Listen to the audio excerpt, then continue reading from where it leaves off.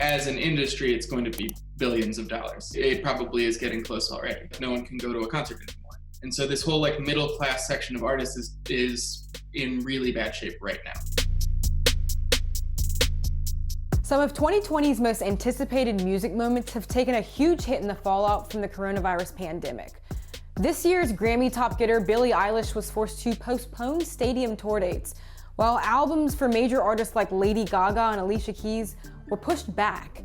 But when we look at the impact COVID-19 has had on the music industry as a whole, there are two very different business models at hand: live music versus recorded music, and both avenues have been affected in different ways.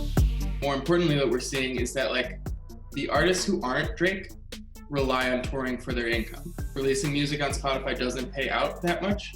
So what they do is like almost use music as a promotional tool to build a fan base that they can then like tour the country and make their actual living on that. And so this whole like middle class section of artists is in really bad shape right now. What are some of the things that they're having to resort to now to essentially pay their bills? I think they're still figuring it out. I mean, a lot of people are just filing for unemployment, same as everybody else, especially if you're someone who like works at a venue or like is a tour manager or something. That job doesn't exist anymore. These touring crews are not only integral, in many cases they become like family. Bands like The National are donating merch sales and set up a GoFundMe for their road crew.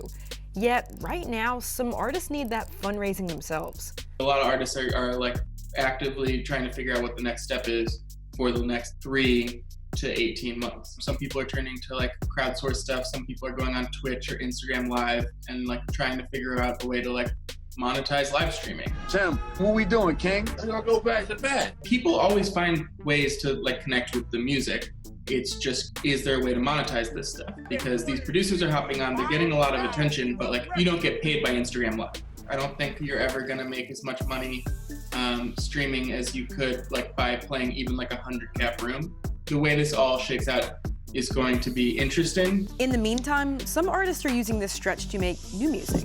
Okay, I've decided that during this time of self-isolation, I am gonna officially make this album from scratch. But with everyone forced to stay at home, the process for doing that has looked a little different. People are still making music, but it's gonna keep getting weirder. A lot of like pop music is written by committee. Like you'll get like 10 people in a room to all write the songs together. And they're having to use things like Zoom or Skype or FaceTime to write those songs. And that is like, we will see how the art turns out.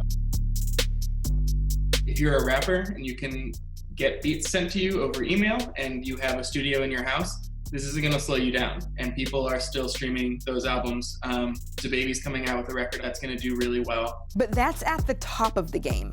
For those artists who are a bit more under the radar, making a living will likely remain challenging for the foreseeable future. A lot of this depends on like how long it is before we can get back into rooms together. Estimates range from like this fall to like fall of 2021 or later, depending on when a vaccine comes. The music industry in general is going to like have to, by definition, shift back to like more recorded music, like the stuff you can listen to on Spotify. I think that this goes on for a longer time. You're gonna see a lot of agitation for those streaming rights to change, but Spotify and all the other streaming companies are already running on pretty thin margins. The worst case scenario is you like lose a generation of artists. People can't afford to make art and they might stop.